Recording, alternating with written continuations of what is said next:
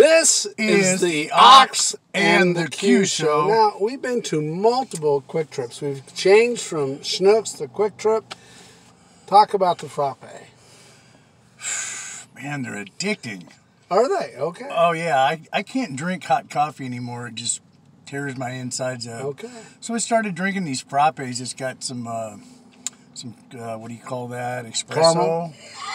Well, not the caramel so much, but the espresso. Yeah. And boy, they're good because it gets hot out, and these things cool you down, and they keep you awake. I love them. All right. Yeah. But anyway, on to other things. So what is the hurt, hang-up, or habit that you have? We just came from a Celebrate Recovery. What'd you think? Well, I don't know. Sometimes when we're speaking, we need to limit the amount of time that we speak. And I tried not to get irritated, but this guy just went on and on and on and on. And he was just giving the devil credit for everything. And I'm like, I wanted to just shut him down, but they said no crosstalk. So I was trying to be good by the rules, but I'll tell you, you know, sometimes we think we know what everyone else should do, but actually only God knows what we should really do. I mean, there's good common advice, but there's also times when we need to be kind of quiet.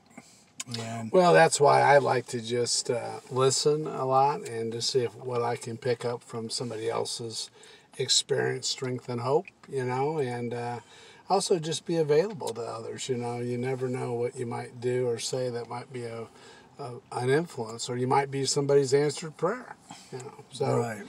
That's kind of how I look at it, and I go in there not really having any expectations, but, you know, what can I give that might be of help, plant a seed, and then what can I take away that might help me? Right. You know, the whole thing was about what tools we can use in recovery.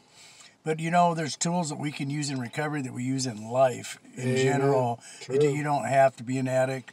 And man, there's people out there that are really suffering with depression. It seemed like that was the theme of the whole meeting that we just went to. Anxiety. Everybody was full of anxiety and depression and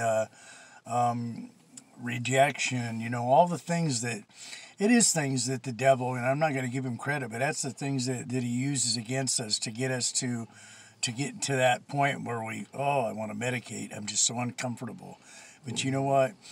If we really seek God and we learn to learn what real peace is with God and learn to be uncomfortable, he can get us through anything. You know, I'm a good example of you don't have to use. I mean, well, that's true. And I think about the people that really make it are those that uncover, dismantle, and discover who they are. Those are the ones that are the winners, and those are the ones that get to the happy, joyous, and free Serenity Island, no doubt. Right. That's what I've seen.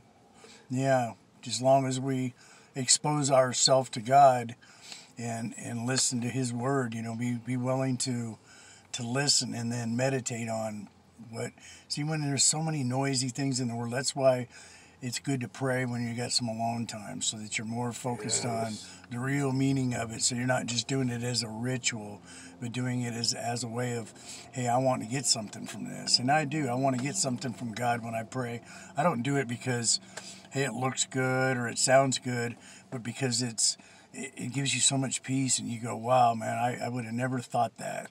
And when God speaks to you and you finally get that relationship with Him, it's so awesome just to be able to get something from it. That's for me. That's being still. You know, just being Be still and know I'm God. Yeah. Yeah. And this has been the the Ox and the Q Show.